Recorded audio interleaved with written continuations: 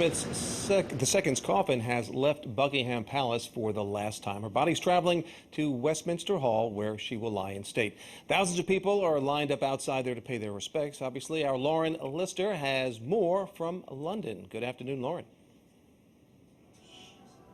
Good afternoon. The Queen's coffin arrived at Westminster Hall here behind me just a short time ago after a ceremonial procession through the streets of central London. I want to jump into some of those images because it was just a moving scene. The Queen's coffin draped in the royal flag with the imperial crown on top being carried through the city on a carriage that was open, a horse-drawn carriage, and then behind her marched in lockstep her children, her grandchildren, the members of the royal family accompanying the coffin from Buckingham Palace to Westminster Hall, just about a mile away. And that is where she'll lie in state for the next 4 days. A service is going on right now, a prayer service. And after that is when the doors will open to the public for an opportunity to pass by. So as we saw her coffin led through the streets, there was so many ceremonial aspects going on. Big Ben, the clock tower was tolling. There was a gun salute. There was a cannon salute. There were as many as 500 to 1,000 members of the armed forces taking part and marching. Horses and members of the military trained for days for this, just to make sure, practicing, rehearsing, just to make sure everything went well.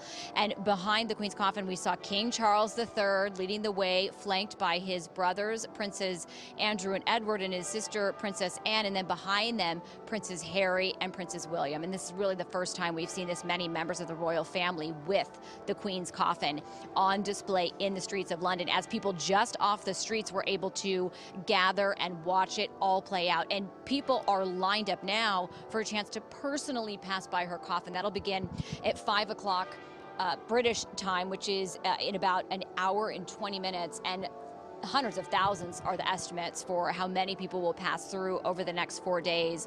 We already know that hundreds have lined up on the River Thames, hoping to be some of the first. We're told authorities have prepared for the line to stretch for as much as 10 miles. So back out here live, as this is all going on behind me, you can hear the bells tolling. This is Westminster Abbey. This is where the Queen's funeral will ultimately be on Monday, and Westminster Hall just across the street, where over the next several days will be this whole process of a 24-hour-a-day vigil while the Queen lies in state. So we will continue to cover this here on the ground because a lot is happening here today. But for now, that's the latest live here in London. I'll send it back to you in the studio.